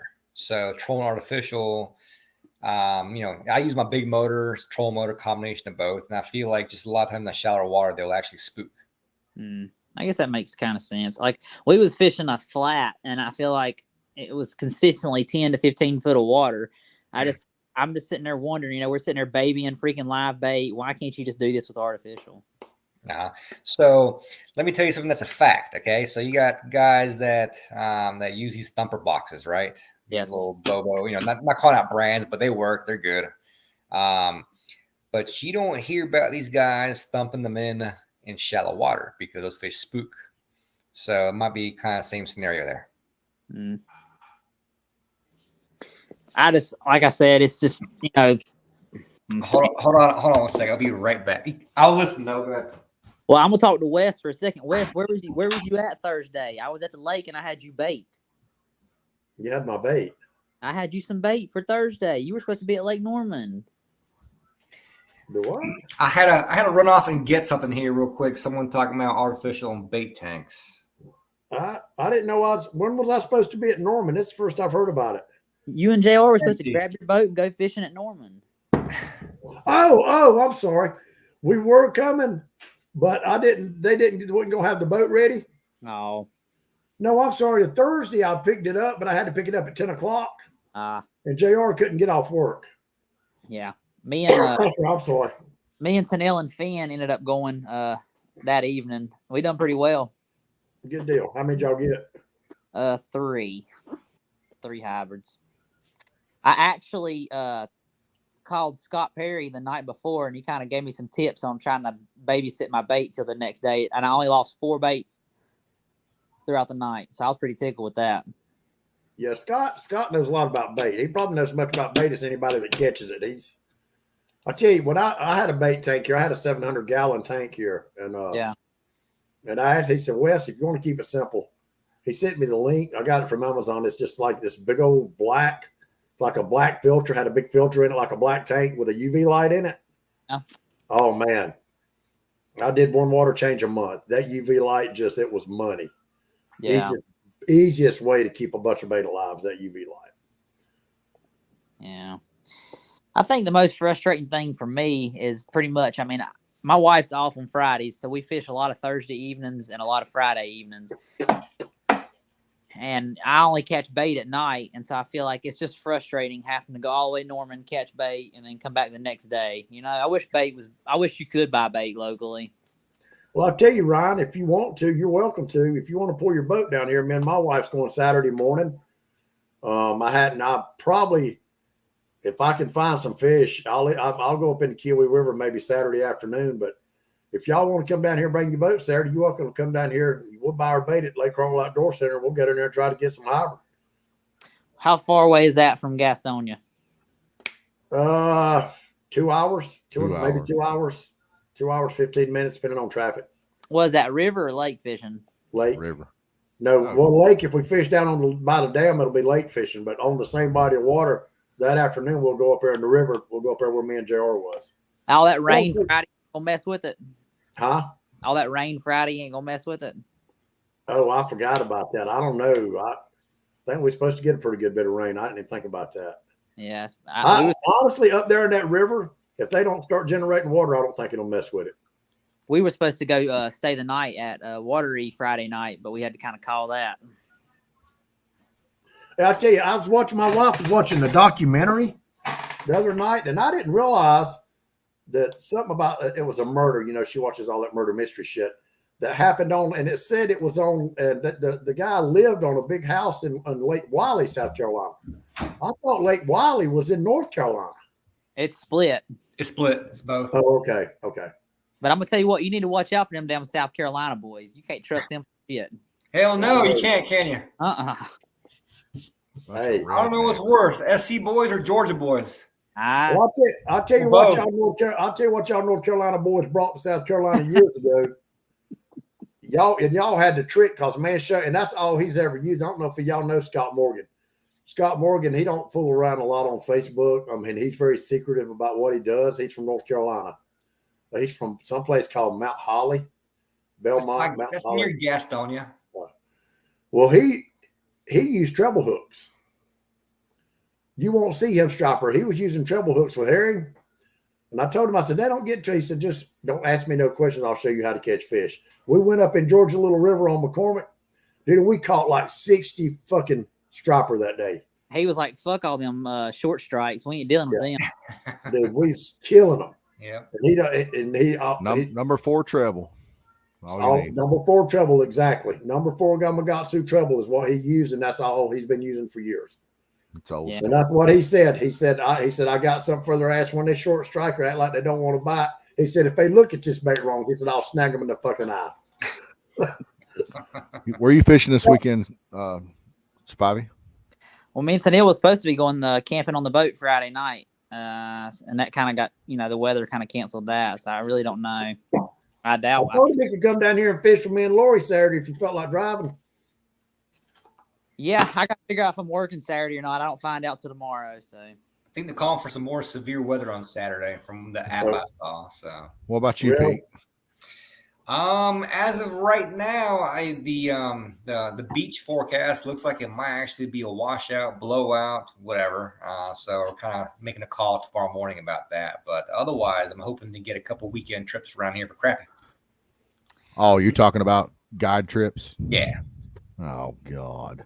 Oh yeah. Does Hey, anybody want Scott. to have an on the water challenge with me this weekend? I will beat You your know, ass hey, easily. Hey, No, JR, bring no, your you're boat. not, because you're going to run in your business. Shit. Time. JR, bring your Underwater boat. challenge. You want to We'll do a challenge. striper, catfish, what? You name it. Crappie, I will beat striper, your hybrids, ass catfish, it anytime. doesn't matter. You name it. Okay. Hey, why don't y'all bring your boats down here to South Carolina? We'll do it on Hartwell. On the water challenge this weekend. Interesting. wow, where are you going? Me? Yes. Come to Hartwell, Junior. I might go to Hartwell. I don't know. I'm like you, Spivey. I got to wait and see if we're probably going to be mandated to work Saturday. So Me and Tennille and Finn might take off again Thursday evening if I can talk her into it. Well, JR, you just come up with it. Now you saying you're mandated to work. I know, right? I didn't want to say anything, no, but I could yeah. still do it Sunday morning. Oh, it was Saturday now, Sunday morning now. We could do Saturday, but it'll have to be, like 5 o'clock to midnight or something like that. Well, they'll come down and fish Saturday, and then we'll stay over, spend the night, and then fish Sunday. I mean, yeah, if Peter and Spivey and you guys want to have an on the water challenge, I'll be all for that. If Ryan's going to bring his boat, Joe, you going to bring yours? That won't be an on the water challenge. That'd be a tournament. We might as well call that a tournament. We might as well throw, $20 in the pot or something. Bottle of liquor or something. Well, I was going to say, one of y'all could get on my boat. Ain't no need about to some y'all want to bring your boats. What about some White Claws? Oh, hell.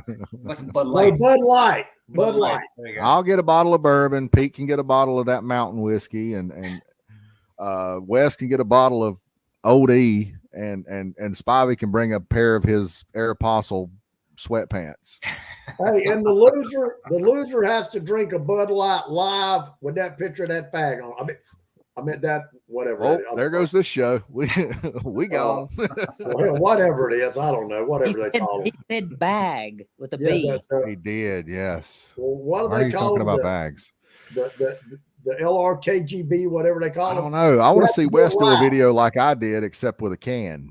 Yeah, and you have to do it live. The loser has to. The 3 losers has to drink a Bud Light live. I I'll don't. drink a Bud Light Live for free. I don't have to. No, I'm talking about the one with that picture of the KGBLs Oh, on yeah. them, whatever I they don't call care. them. That's fine. Hell, they done took up half the fucking alphabet. You don't even know what to call them no more. I know. All right. Well, All right, JR's getting tired of the political talk. He's ready to Yeah. eat. no, I'm you ready can to talk bed politics myself. all you want. No, I don't want to talk. We ain't getting into politics. JR, y'all want to come? Y'all want to do that Saturday if the weather holds out? I don't think the weather's holding out, dog. Even Saturday? I mean, Sound like the guy on American Idol. Let me see what our weather is here Saturday. Hold on a minute. Look it up, Wes. I'll look Wow. our weather up. Pickens County weather. I just Our don't. weather app. I just don't want to drive 2 hours to get skunked. I can drive to Lake Norman and do that. 79% Friday. Saturday, nothing.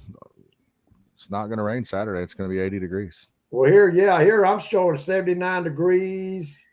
Winds southwest at 5 to 10. That's it. No rain.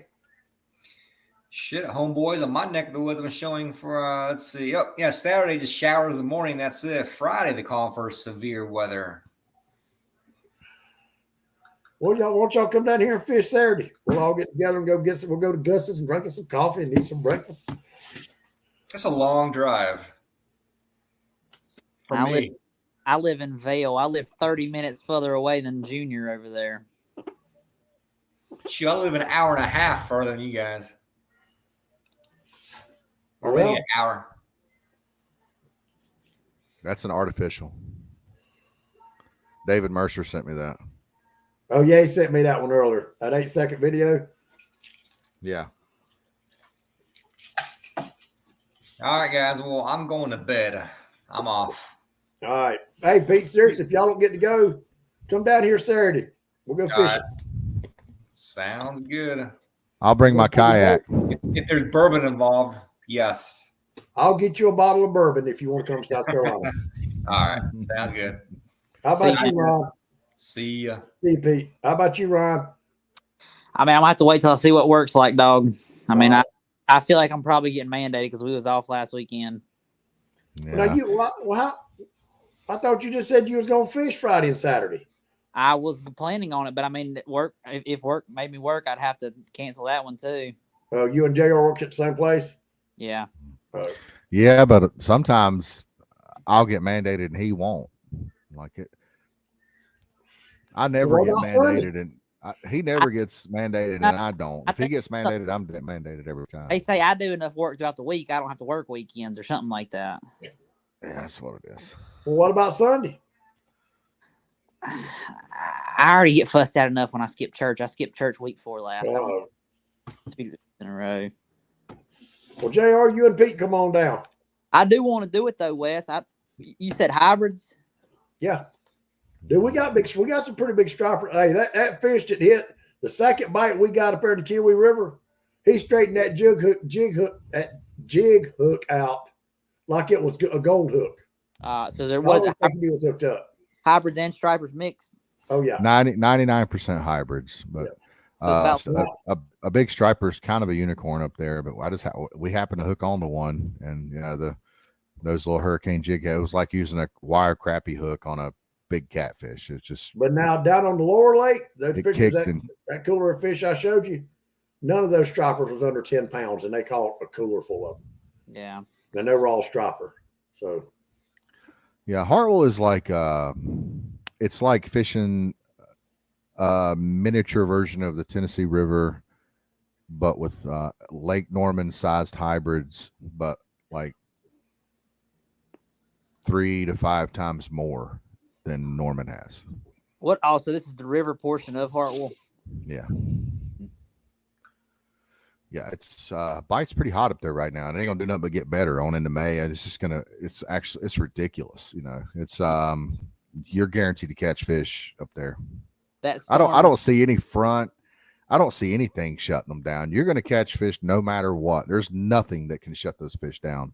You're at least gonna catch some. You may not catch like a boatload, but you're not gonna go up there and get skunked. hey, here's a hybrid. Ron, here's a hybrid my wife caught a couple of years ago, and this is some of our hybrid. Let's see if I can get the camera up here. You can see it.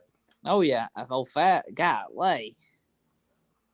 What's the Look closest? at the tail on that fish. What's the closest town to that? So I can kind of like roundabout and see how far away it is. I'm in Greenville. No, I Which mean, will be big. Well, it depends. Hartwell borders 5 different counties. We'll What- be 4 different counties, but we'll be fish. No, actually, Hartwell borders, if you count Georgia, about 16 different counties. But we'll either be in Pickens County or Anderson County. like, is there a town close by I can type in? Pickens County or Anderson County Oh, okay. or Greenville. I'm about 30 minutes from where me and JR fished. I'm 35 minutes from the Kiwi River, and I'm in Greenville, South Carolina. I'll have to- Actually, if you see that fish back there in the picture, that's that fish I just showed y'all. Biggest hybrid I've ever seen in my life. Tony, come up to me and talk to me today. He said they paid $3 a bait for herring at Santee, and they were this long. Mm. $3 a bait. Oh my God. Damn, and I thought Joey was high. That's $36 a dozen. Yeah, and he said they were like 3 to 4 inches long. Oh, my Shit on God. that. Full artificial. That's like that bait shop in Tennessee's prices. Big Fish Outfitters. Yeah. They get $3 a bait. Let's see. I bought some bait. I think it's $27 a dozen. So yeah, it's a little cheaper than that. Is Fish Outfitters? Is that the guy that Scott don't like? Big Bird guy. What's his name? Is that No, that's Sean McNew. Oh, he don't own Big Fish Outfitters. No, David. Damn, what's David's last name? JR. I don't know. His first name's David. I can't think of his last name. Owns Big Fish Outfitters. It's a hell of a bait shop, though. Man, Well, it's like Bass. It's a hell of a tackle shop. Yeah, hell yeah. I don't like buying bait from them. They're too expensive. Where else you get bait at if you go up there? I would take white perch is what I would take if I Yeah. were to go up there. I would take a tank full of white perch. Oh, and strictly target catfish. Nobody's done that. Hovis, any of your You old can't take white perch in Tennessee. Well, I Any mean, of you your- can, but you better not get caught with them. any of your old salts that talk about fishing Middle Tennessee for trophy striper, you'll never hear any of them say that they've ever taken anything up there like white perch. Me, It's not allowed. it may not be white perch, but I'm taking my own bait up there. I'm not stopping and buying. I'm not going to take trout. My PB freshwater came on trout, and I know that there's trout in those waters, and I know those stripers eat trout, but I just prefer other baits. I'm not buying trout. I'm not buying this and that. I'm taking my own bait up there with me. You've In been my whole fishing career, I bet I ain't never had 5 gizzard shad on my boat. Don't care for them. They're slimy. They're nasty. really. No, I don't like a gizzard. There's nothing about a gizzard shad impresses me. I So don't. when you was going to Tennessee, you was using I trout. never caught a fish on a gizzard shad. It was trout. Everything was trout. That's all those guys use, trout. But you said they were cutting them, didn't you? Yeah. Cutting them, man. Cut bait. That's how Wes fishes them. I mean, he fishes them live and cut, but But I thought mo- you mo- use cut during the day too. Yeah. yeah, That's the best time I like to cut bait. When the sun gets up, I'll drop them on the bottom. it varies. It varies. He uses live too, and all of them do. But most of the 90% of the big stripers you see caught in Tennessee are caught on cut trout. That's a fact. I mean, how do you fish them the outside on the bottom? You're basically catfishing. You don't. You fish them on the bottom. I mean, some guys you don't use any weight. Like Scott Perry, for example, he uses 0 weight. Like when he fishes Russell, he fishes. A lot of guys will just cast out with nothing but no weight on their line at all, just a leader or either straight to the hook, and just they just put a big giant piece of cut bait on their hook and cast them out, fan cast them. All right, quick. No, Dean Cox. Dean had a question. No, Dean, I've never fished Cherokee, buddy. Go ahead.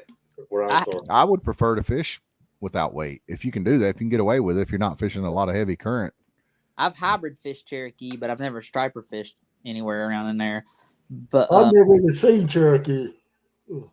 I talked to a guy last year. He was on the suspended bite at Norman for the catfish in the late summer, and that's how he caught his catfish. No weight, just barely trolling around with his like baits kind of just free floating in the water. Mm-hmm.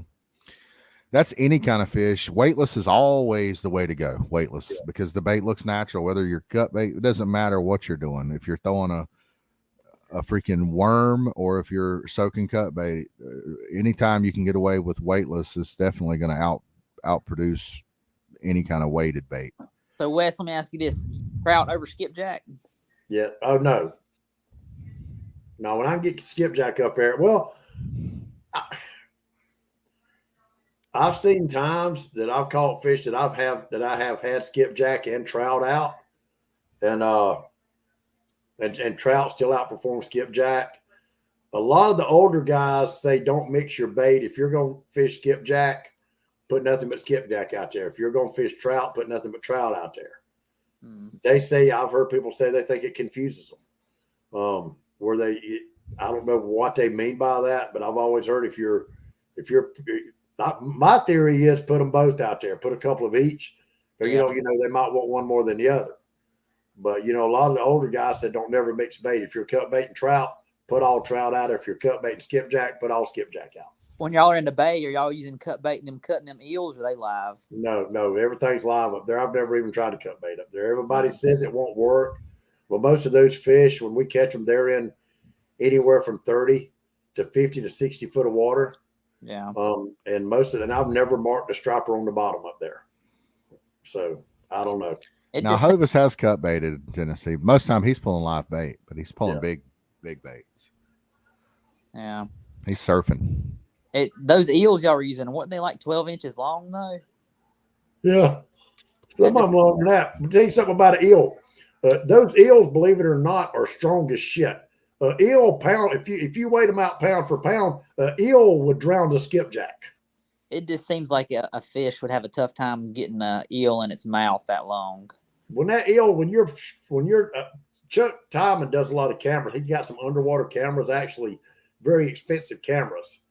That Bluetooth that he said he's going to get them a Bluetooth to his phone, but they don't have them yet. So you put an SD card in it, and you can video, and then he has to take the SD card out and load it up. But I've watched some of his videos, and when that eel swimming, he's long, he's stretched out. When that striper opens his mouth, it's almost like a vacuum.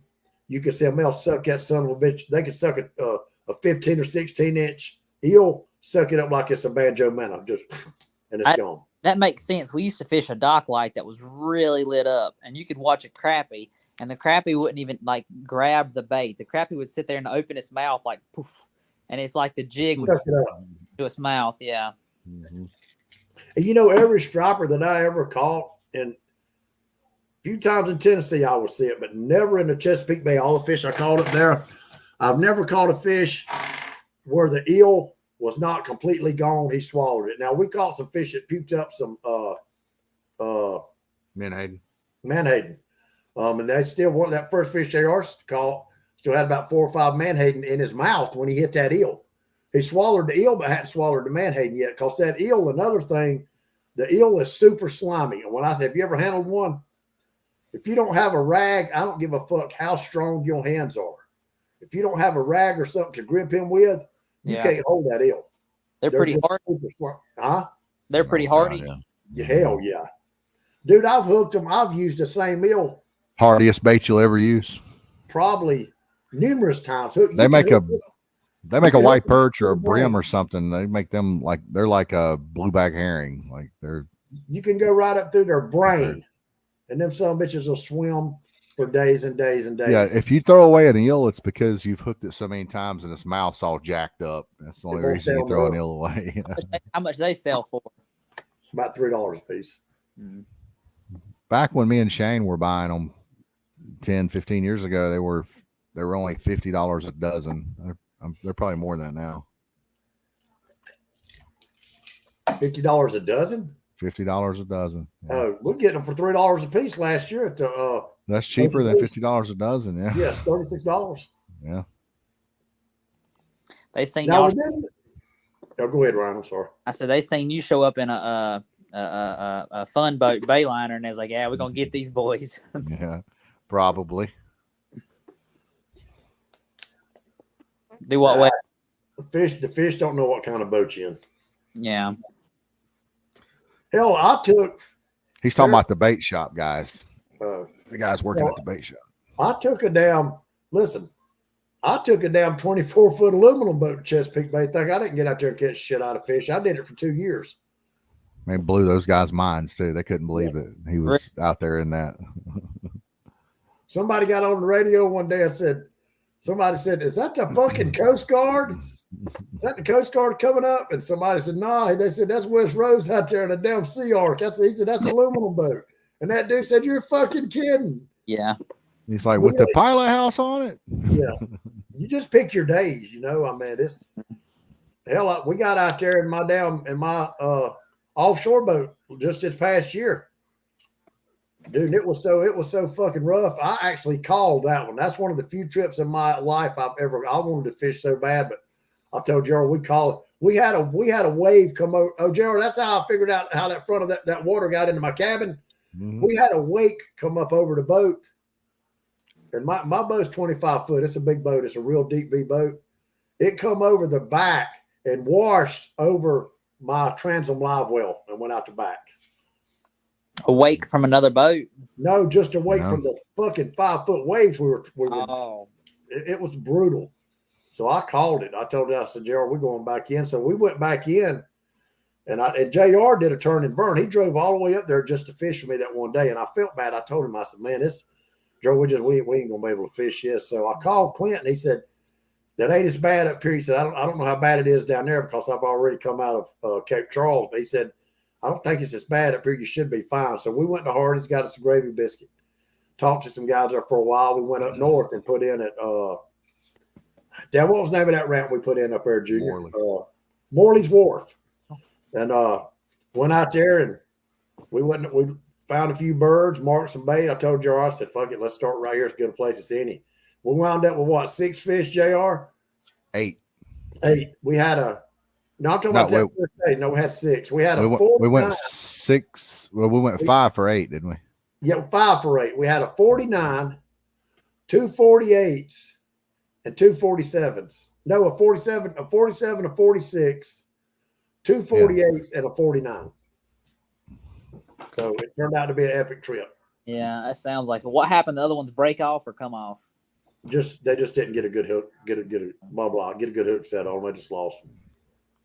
But that Chesapeake Bay ever again, Scott Perry likes to say, saltwater don't count, but it's amazing up there. I mean, I think saltwater counts more than freshwater does because you're not relying on the government to stock a very small impoundment. These are actually fish in their natural environment, and you're actually going out there and finding them and catching them in their. Yeah, I guess a reservoir that is stocked is almost like a democratic fish. Like Yeah, it's a socialist fish. You're relying on the government to stock them.